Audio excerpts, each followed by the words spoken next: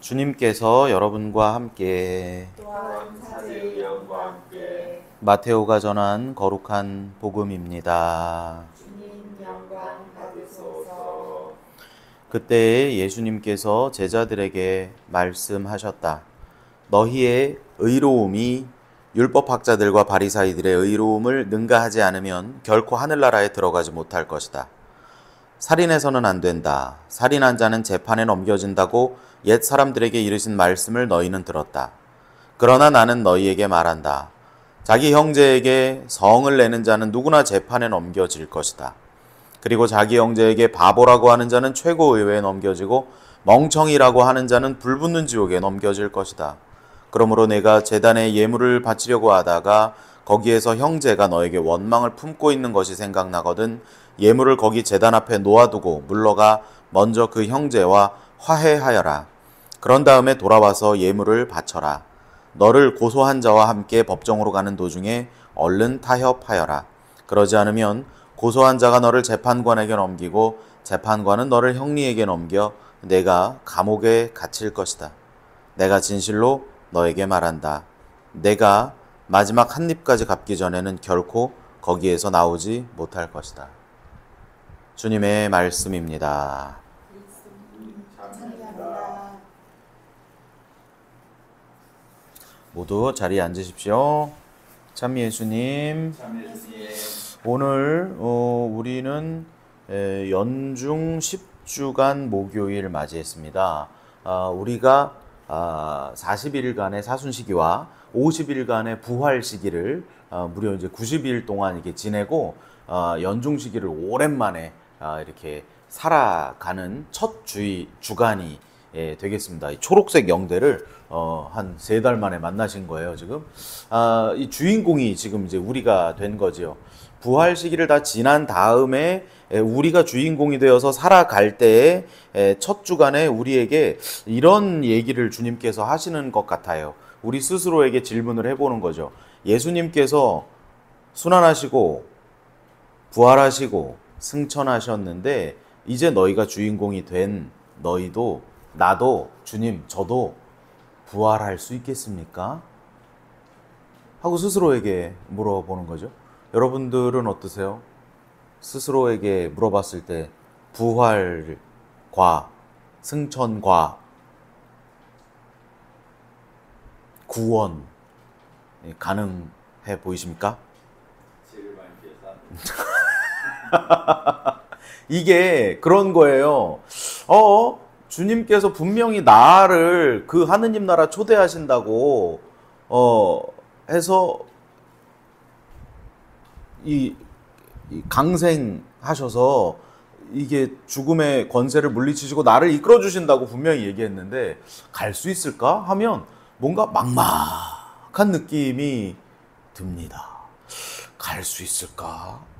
부활은 어떤 의미일까? 이런 것들을 우리 신앙인들의 마음속에 이렇게 자꾸 고민해봐서 조금 거기에 대해서 좀 단단한 알을 가지고 있으면 좋습니다.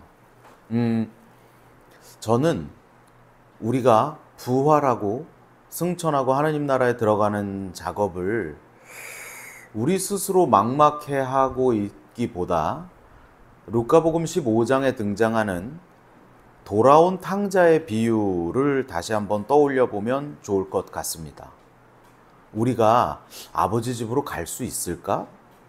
죄가 많아서 안 될 것 같은데 라고 생각하는 우리의 모습이 그 자유를 찾아서 본인이 판단한 행복을 찾아서 아버지의 생명을 아버지의 유산을 주세요 라고 하는 건 아버지 돈을 나한테 주세요가 아니에요. 사실은 연세 드신 분한테 아버지가 큰아들 작은아들한테 돈을 다 줘버리면 돈이 한 푼도 없잖아요. 그럼 돈을 주는 게 아니라 생명을 주는 거거든요. 아버지 생명을 나한테 주세요. 그리고 나 아버지가 제시하는 거 말고 다른 행복을 찾아서 한번 떠나볼래요. 그리고 자기 마음대로 살아보는 거죠. 그리고 나서 거기서 살아봤는데 이제 잘 안 되죠. 그리고 나서 내가 다시 아버지 집으로 갈 수 있을까? 이렇게 고민해보는 그 모습이, 그 시점이 바로 오늘을 살아가는 우리의 복음을 대하는 시점이 아닐까 생각해 보았습니다. 거기서 그 아들이 돼지들이나 먹는 주염나무 열매를 먹다가 이 아버지의 집에는 종들도 먹을 것이 많은데 라고 떠올리는 장면이 있는데요. 그것이 바로 발상의 전환이에요. 발상의 전환이 되기 위해서는 우리가 평소에 가지고 있는 하느님 상이 어떤 모습인가를 확인해 볼 필요가 있습니다.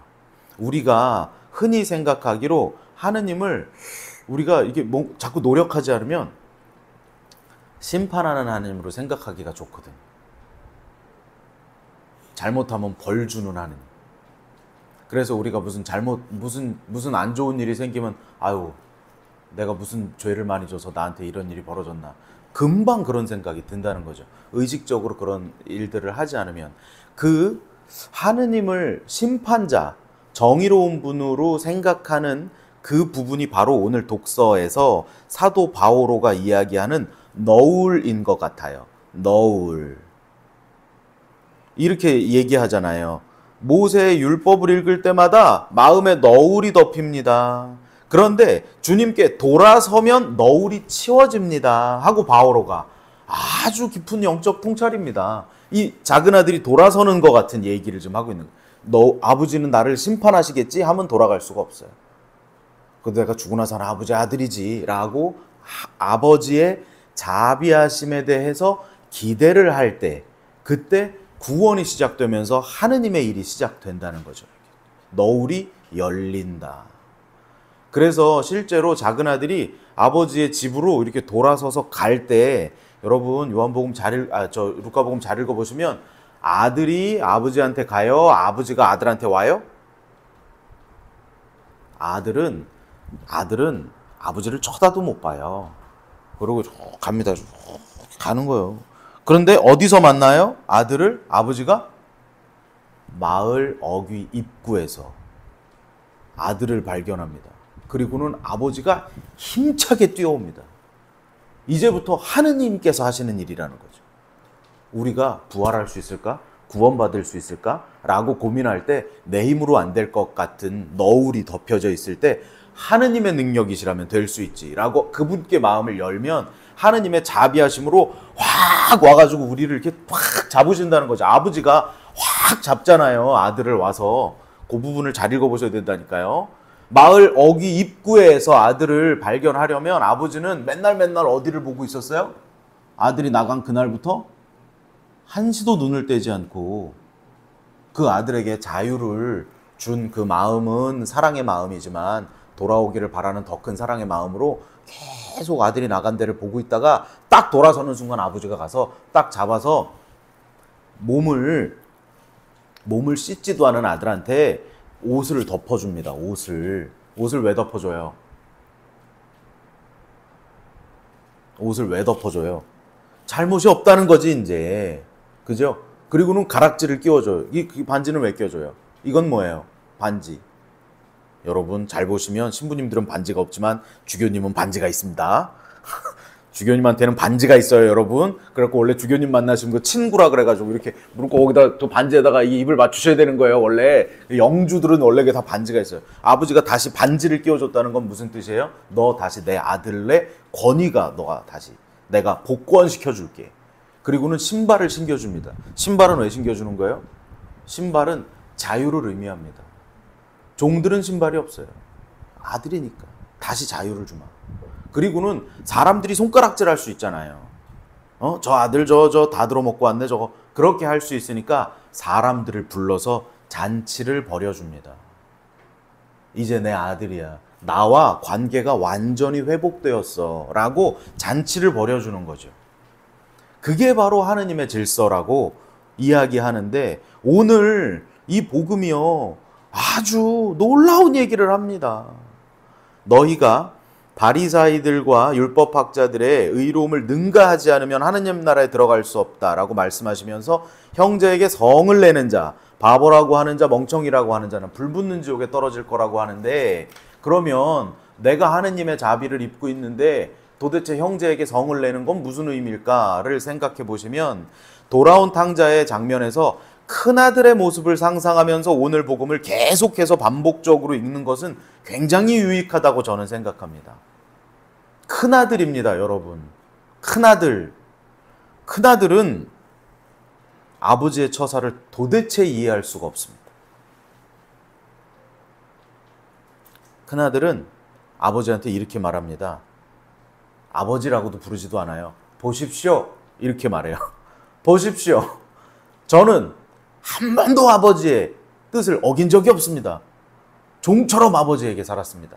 그런데 저한테는 염소 새끼 한 마리 주시지 않는데 저 죄인인 아들이 돌아오니까 양을 잡아주신다고요? 라고 말하면서 그 잔치하는 집에 들어가요? 안 들어가요?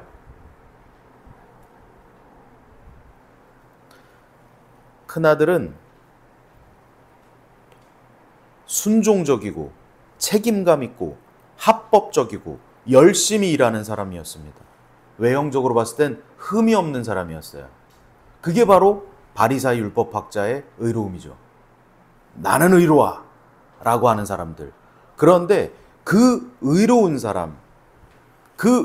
사람에게 아버지가 작은 아들을 맞이하는 그 장면이 딱 맞닥뜨려지니까 그 아들의 이 머릿속에 그 판단이라고 하는 어둠이 확 들어가가지고 막 속이 부글부글 끓는 겁니다. 이 정의가 무너졌다고 생각이 되니까. 그리고 아무도 그에게 밖에서 서 있으라고 한 적이 없어요. 그 아들이, 큰아들이 잔치집에 들어왔으면 누구보다 사람들이 기뻐했겠죠. 야, 그렇구나.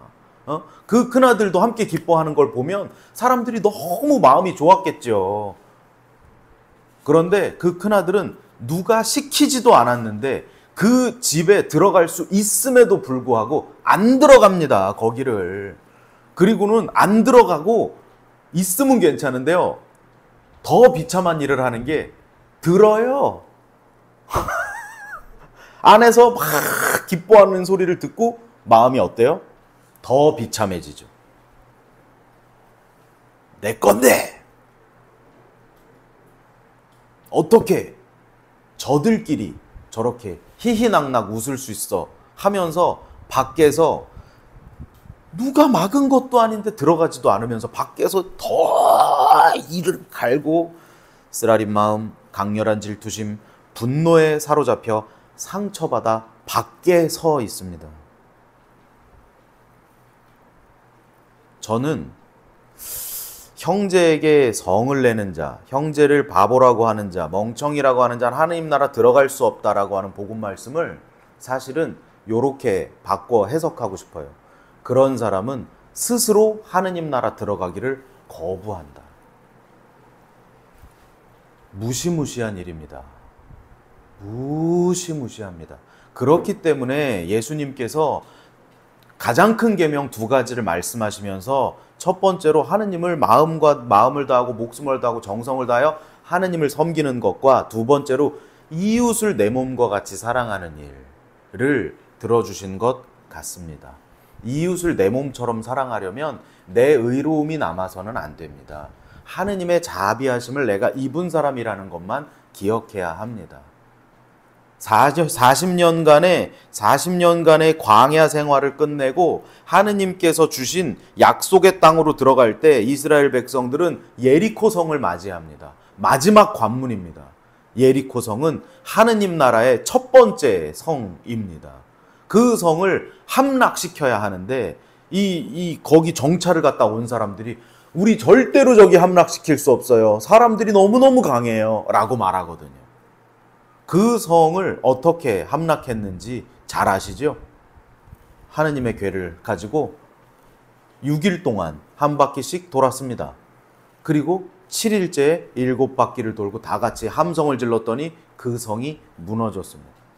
우리가 내 힘으로 할 수 없겠는데? 라고 하는 것들이 하느님의 자비하심으로 무너진 것처럼 그 성이 무너졌습니다. 그리고는 여호수아가 그렇게 말하는 거예요. 아무것도 남기지 마라. 다 죽여라. 다 죽여야 된다. 다 한 개도 남김없이 깨끗하게 만들어야 된다. 깨끗하게. 그게 구약의 그런 것들을 보면 좀 잔인하다 생각이 될 수도 있지만 우리가 하느님의 자비하심으로 그 일이 일어났어 라고 인정하는 사람들, 믿는 사람들, 그것에 희망을 두는 사람의 마음에는 그 큰아들 같은 마음을 한 방울도 남겨서는 안 되는, 안 돼, 안 돼, 안 돼, 절대 안 돼, 절대 안 돼 라고 생각하는 노력이 필요합니다. 우리가 신앙생활하면서 나를 구원으로부터 가장 멀리 보낼 수 있는 강력한 힘, 바로 판단, 미움과 같은 것들입니다. 사람들이 이렇게 보면서 아유 저 사람 아유 저 사람 라고 우리는 얼마나 자주 하냐고요. 그 마음은 아주 우리 마음 안에 생동감 있게 살아가지고 우리가 유교계 질서, 쾌락의 질서보다도 훨씬 더 빈번하게 우리 마음을 괴롭혀요. 그렇잖아요. 유교계 질서, 쾌락의 질서는 나 때니까요. 차라리 나 오늘 죄 져야지 라고 맨날 하루 종일 계획하는 사람은 없어요. 근데 미움이 내 안에 들어오면 얼마나 한 1분에 한 번씩 5분에 한 번씩 10분에 한 번씩 저 사람 말이야 저 사람 말이야 저 사람 말이야 나 스스로를 너무너무 많이 괴롭히고 내가 판단하여 내가 저 사람은 구원받아 안 받아 라고 판단하는 교만의 자리에, 하느님의 자리에, 선악과를 따먹은 아담의 자리에 갖다 놓는 작업이 바로 형제에게 성을 내는 사람, 바보라고 하는 사람, 멍청이라고 하는 사람이라고 오늘 복음 이야기합니다. 그 복음을 받아들이는 사람은 오늘 독서에서 이야기하신 것처럼 그리스도의 영광을 선포하는 걸 보게 될 거고, 그 교만으로 그게 눈이 가려진 사람은 그리스도의 영광을 보지 못하게 될 것이라고 사도 바오로는 명확하게 이야기하고 있습니다. 우리 모두 예수 그리스도의 얼굴에 나타난 하느님의 영광을 알아보는 그 눈을 가지도록, 하느님의 자비하심으로 우리가 하느님 나라에 들어갈 수 있는 그 초대권을 가진 사람들이라는 걸 잘 기억하도록, 그 기쁨 속에, 그 하느님의 자비 속에 머무르는 오늘 하루 되어보시면 좋겠습니다. 아멘.